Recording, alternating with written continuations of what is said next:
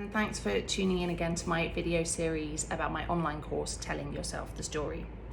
So it's all well and good, isn't it? Me telling you all about this great process and how it's going to change your writing life and enable you to finally write that novel you've been talking about for years. But how do you know that my method actually works? Why should you believe me?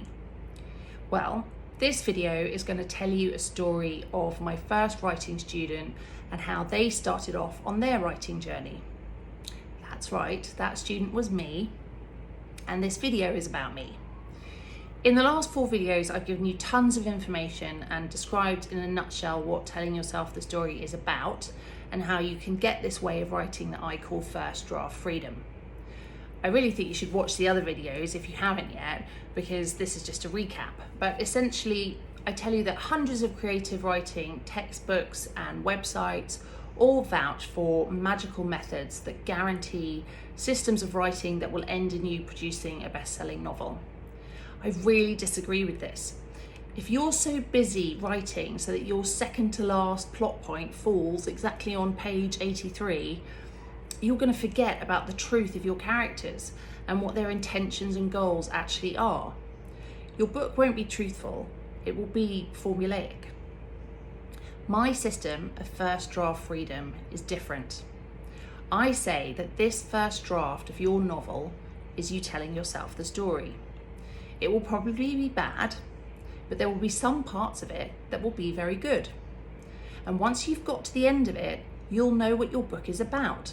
And then you can go back and mess around and edit it and revise it and make it that slick and lean bestseller. I was exactly like you. 9 years ago, I'd moved to Singapore from London, the mother of 2 young children. I was on maternity leave from my job as a litigation lawyer.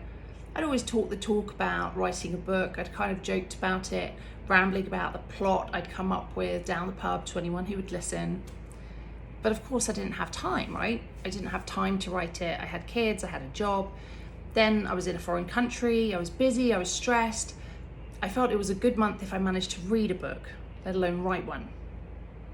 But something kept niggling away inside. I kept thinking about this story, this plot that I'd come up with.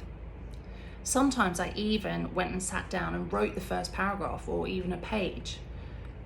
But then, and I still don't know, I don't remember exactly where it was that I saw it. It might have been Terry Pratchett or Douglas Adams, Somerset Maugham. But I heard this quote that the first draft of a book is just you telling yourself the story. And suddenly it was like I felt this huge sense of relief, because I realized that it didn't matter what I wrote.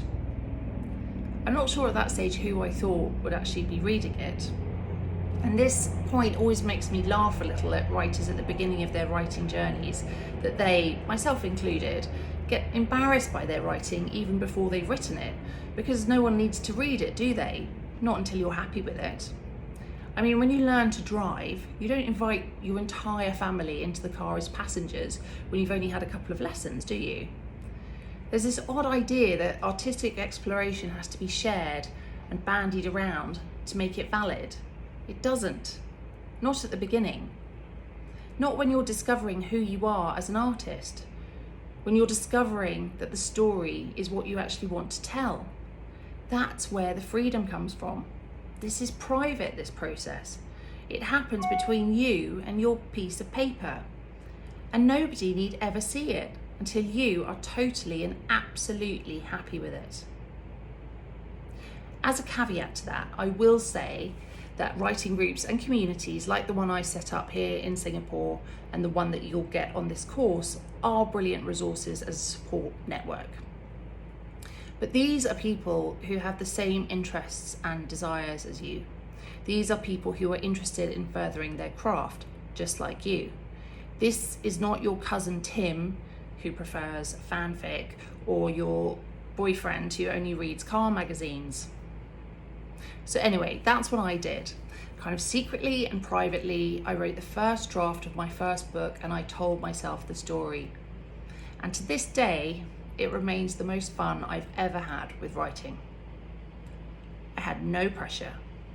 I had no clue that anyone would ever read it, or that I'd have to follow it up with another 4 books. No inkling of reviewers or book clubs or bloggers or online forums, just pure freedom to write what I wanted to read. It was bliss.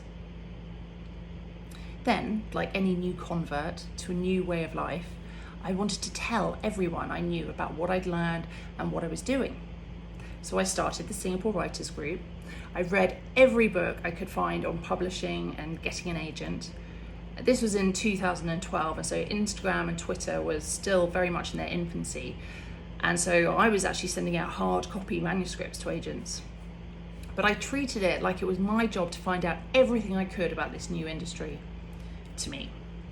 And that's what I've been teaching over the years. And that's how I've developed this course, pouring everything I know into it so that you can benefit from my knowledge too.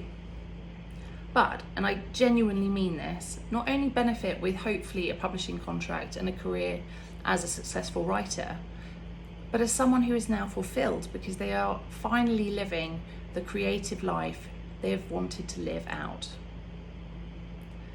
A creative life that they've sort of forgotten about, pushed down to the bottom of the to-do list for years because they were worried it wouldn't pay the bills or that it wouldn't be good enough. You are good enough.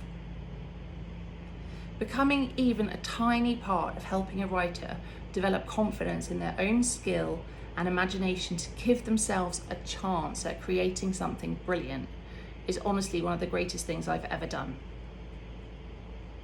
So if you want to do this, if this sounds like you, and you've been desperate to tell that story and write that novel, I am here to help you do it. The last course I ran was a little different. I only had 12 students, and I did that very deliberately. I want to make sure that everyone gets the help and support they need. So even though this online course won't be quite as small, I'm still limiting the number of students so that I can maintain that support and hopefully foster the same results. But I am really, really excited to start this course. I've tweaked a few things, I've changed a few things up, and it's now at the best level it could be to help you. I really would love you to come on it, but spots are going to be allocated on a first come, first served basis. So please don't forget to sign up for the early bird waitlist and get access to registration one day before everybody else. In the next video, I'll give you specific instructions to follow to ensure you get a spot on the course. So please don't miss that, and thank you for watching as ever, and I'll see you very soon. Thank you.